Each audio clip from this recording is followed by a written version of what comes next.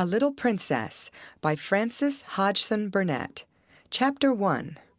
Sara. Once on a dark winter's day, when the yellow fog hung so thick and heavy in the streets of London that the lamps were lighted and the shop windows blazed with gas as they do at night, an odd-looking little girl sat in a cab with her father and was driven rather slowly through the big thoroughfares. She sat with her feet tucked under her and leaned against her father, who held her in his arm, as she stared out of the window at the passing people with a queer old-fashioned thoughtfulness in her big eyes. She was such a little girl that one did not expect to see such a look on her small face. It would have been an old look for a child of 12, and Sara Crewe was only 7. The fact was, however, that she was always dreaming and thinking odd things, and could not herself remember any time when she had not been thinking things about grown-up people and the world they belonged to. She felt as if she had lived a long, long time. At this moment, she was remembering the voyage she had just made from Bombay with her father, Captain Crewe. She was thinking of the big ship, of the lascars passing silently to and fro on it, of the children playing about on the hot deck, and of some young officers' wives who used to try to make her talk to them and laugh at the things she said. Principally, she was thinking of what a queer thing it was that at one time one was in India in the blazing sun and then in the middle of the ocean and then driving in a strange vehicle through strange streets where the day was as dark as the night. She found this so puzzling that she moved closer to her father. "Papa," she said in a low, mysterious little voice, which was almost a whisper, "Papa." "What is it, darling?" Captain Crewe answered, holding her closer and looking down into her face. "What is Sara thinking of?" "Is this the place?" Sara whispered, cuddling still closer to him. "Is it, Papa?" "Yes, little Sara, it is. We have reached it at last." And though she was only 7 years old, she knew that he felt sad when he said it. It seemed to her many years since he had begun to prepare her mind for the place, as she always called it. Her mother had died when she was born, so she had never known or missed her. Her young, handsome, rich, petting father seemed to be the only relation she had in the world. They had always played together and been fond of each other. She only knew he was rich because she had heard people say so when they thought she was not listening, and she had also heard them say that when she grew up, she would be rich too. She did not know all that being rich meant. She had always lived in a beautiful bungalow and had been used to seeing many servants who made salams to her and called her Missy Sahib and gave her her own way in everything. She had had toys and pets and an ayah who worshipped her, and she had gradually learned that people who were rich had these things. That, however, was all she knew about it. During her short life, only one thing had troubled her, and that thing was the place she was to be taken to someday. The climate of India was very bad for children, and as soon as possible they were sent away from it, generally to England and to school. She had seen other children go away and had heard their fathers and mothers talk about the letters they received from them.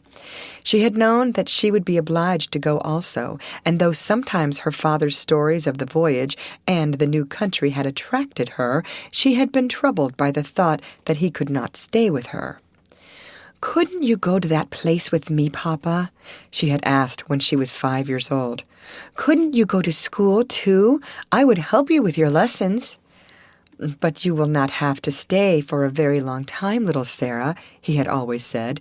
"You will go to a nice house where there will be a lot of little girls, and you will play together, and I will send you plenty of books, and you will grow so fast that it will seem scarcely a year before you are big enough and clever enough to come back and take care of Papa."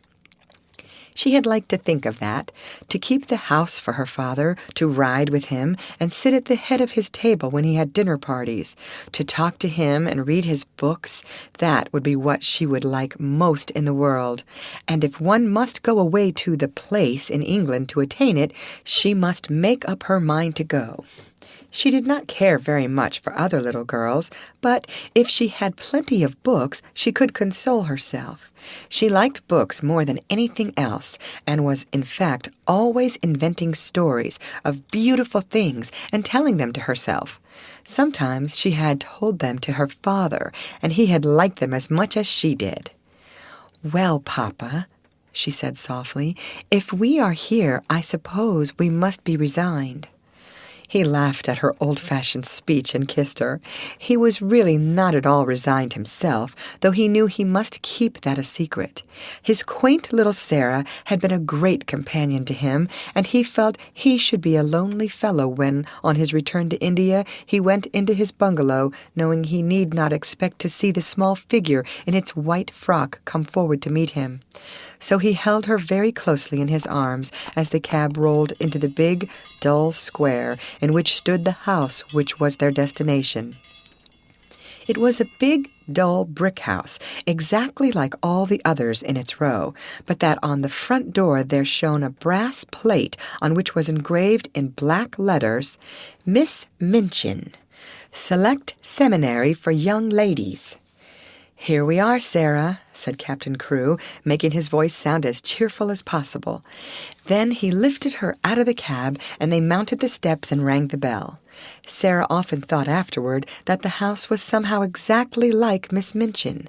It was respectable and well furnished, but everything in it was ugly, and the very armchairs seemed to have hard bones in them. In the hall everything was hard and polished. Even the red cheeks of the moon face on the tall clock in the corner had a severe varnished look. The drawing-room into which they were ushered was covered by a carpet with a square pattern upon it. The chairs were square, and a heavy marble timepiece stood upon the heavy marble mantel. As she sat down in one of the stiff mahogany chairs, Sara cast one of her quick looks about her. "I don't like it, Papa," she said, "but then I dare say soldiers, even brave ones, don't really like going into battle." Captain Crewe laughed outright at this. He was young and full of fun, and he never tired of hearing Sara's queer speeches. "Oh, little Sara," he said, "what shall I do when I have no one to say solemn things to me?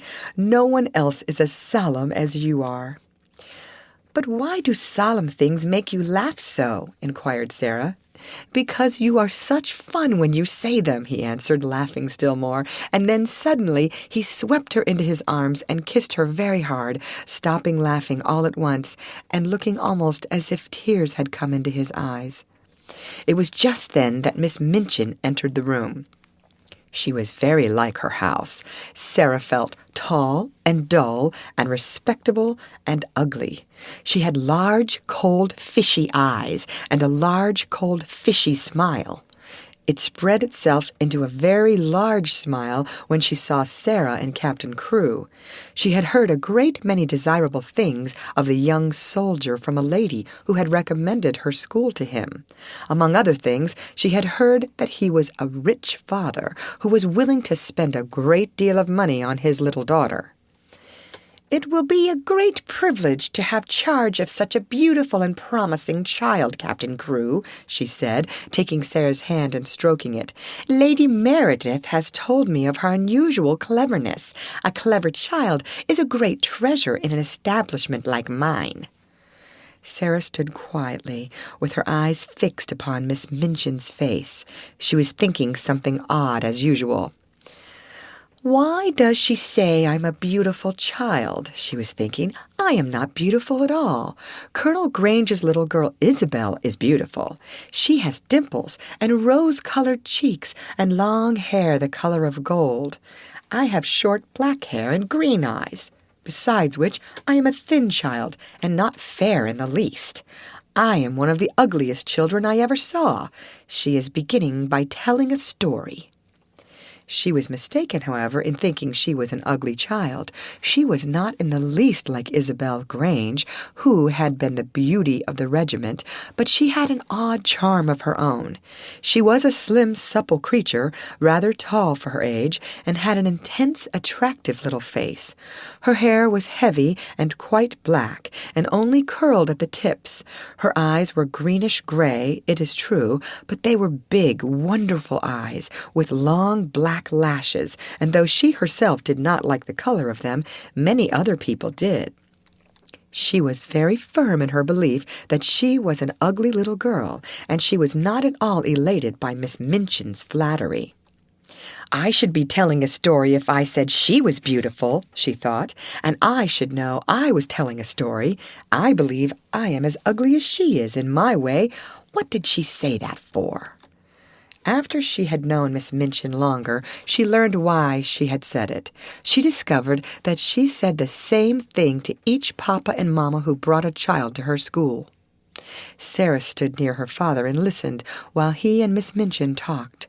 She had been brought to the seminary because Lady Meredith's 2 little girls had been educated there, and Captain Crewe had a great respect for Lady Meredith's experience. Sara was to be what was known as a parlor boarder, and she was to enjoy even greater privileges than parlor boarders usually did. She was to have a pretty bedroom and sitting room of her own. She was to have a pony and a carriage, and a maid to take the place of the ayah who had been her nurse in India. "I am not in the least anxious about her education," Captain Crewe said with his gay laugh as he held Sara's hand and patted it. "The difficulty will be to keep her from learning too fast and too much. She is always sitting with her little nose burrowing into books. She doesn't read them, Miss Minchin. She gobbles them up as if she were a little wolf instead of a little girl.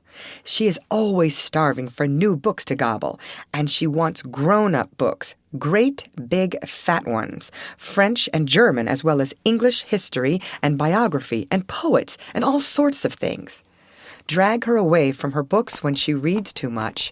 Make her ride her pony in the Row or go out and buy a new doll. She ought to play more with dolls." "Papa," said Sara, "you see, if I went out and bought a new doll every few days, I should have more than I could be fond of. Dolls ought to be intimate friends.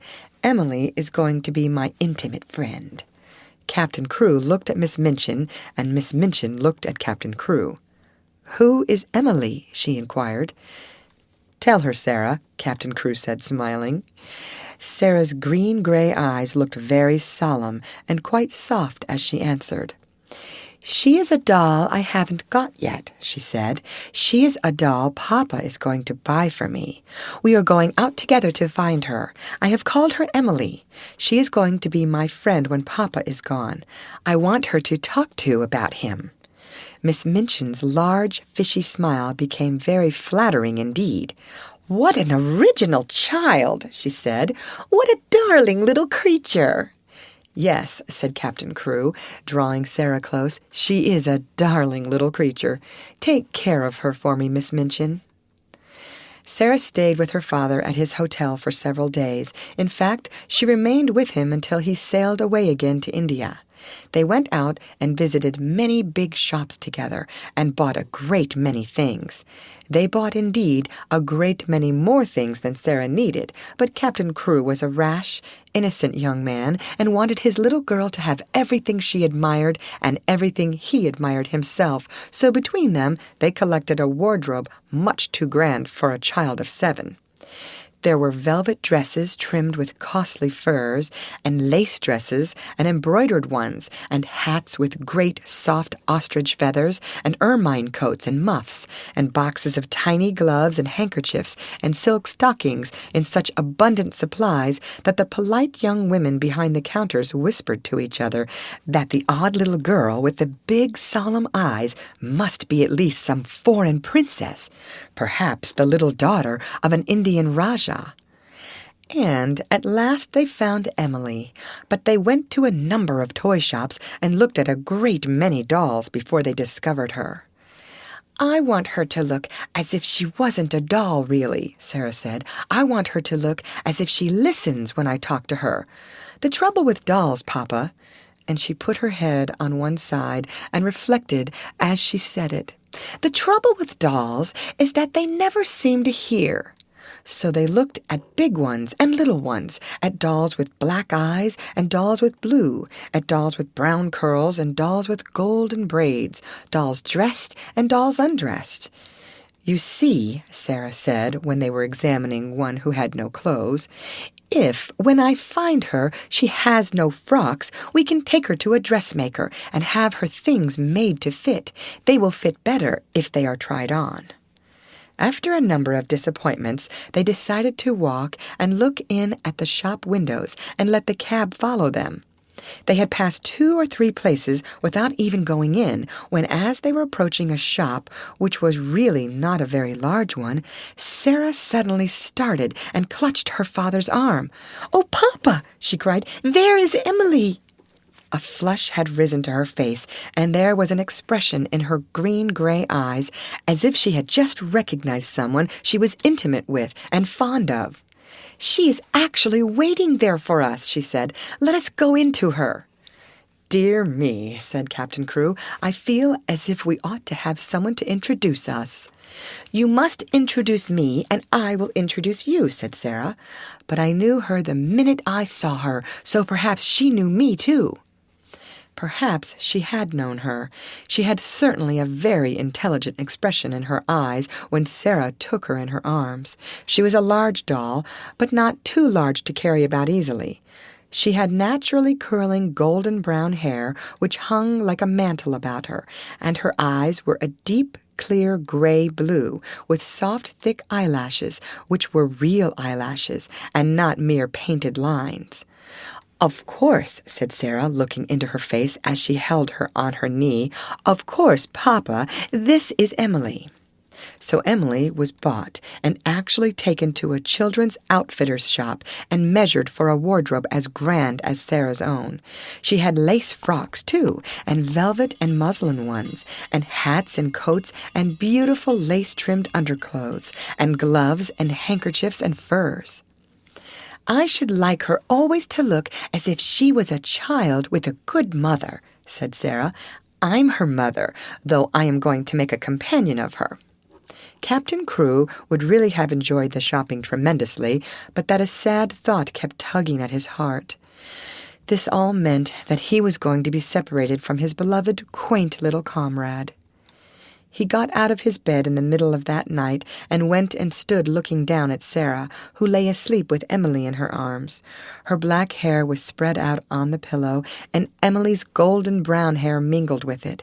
Both of them had lace-ruffled nightgowns, and both had long eyelashes, which lay and curled up on their cheeks. Emily looked so like a real child that Captain Crewe felt glad she was there. He drew a big sigh and pulled his mustache with a boyish expression. "Hi-ho, little Sara," he said to himself. "I don't believe you know how much your daddy will miss you." The next day he took her to Miss Minchin's and left her there. He was to sail away the next morning. He explained to Miss Minchin that his solicitors, Messrs. Barrow and Skipworth, had charge of his affairs in England and would give her any advice she wanted, and that they would pay the bills she sent in for Sara's expenses. He would write to Sara twice a week, and she was to be given every pleasure she asked for. "She is a sensible little thing, and she never wants anything it isn't safe to give her," he said. Then he went with Sara into her little sitting-room, and they bade each other good-bye. Sara sat on his knee and held the lapels of his coat in her small hands, and looked long and hard at his face. "Are you learning me by heart, little Sara?" he said, stroking her hair. "No," she answered. "I know you by heart. You are inside my heart." And they put their arms round each other and kissed as if they would never let each other go. When the cab drove away from the door, Sara was sitting on the floor of her sitting-room with her hands under her chin and her eyes following it until it had turned the corner of the square. Emily was sitting by her, and she looked after it too. When Miss Minchin sent her sister, Miss Amelia, to see what the child was doing, she found she could not open the door. "I have locked it," said a queer, polite little voice from inside. "I want to be quite by myself, if you please." Miss Amelia was fat and dumpy, and stood very much in awe of her sister.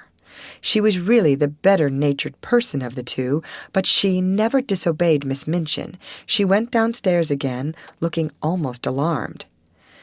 "I never saw such a funny old-fashioned child, sister," she said. "She has locked herself in, and she is not making the least particle of noise." "It is much better than if she kicked and screamed, as some of them do," Miss Minchin answered. "I expected that a child as much spoiled as she is would set the whole house in an uproar. If ever a child was given her own way in everything, she is." "I've been opening her trunks and putting things away," said Miss Amelia. "I never saw anything like them. Sable and ermine on her coats, and real Valenciennes lace on her underclothing. You have seen some of her clothes. What do you think of them?"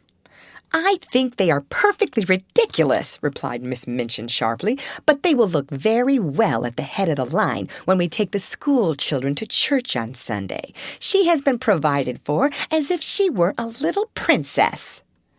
And upstairs in the locked room, Sara and Emily sat on the floor and stared at the corner round which the cab had disappeared, while Captain Crewe looked backward, waving and kissing his hand as if he could not bear to stop. End of chapter.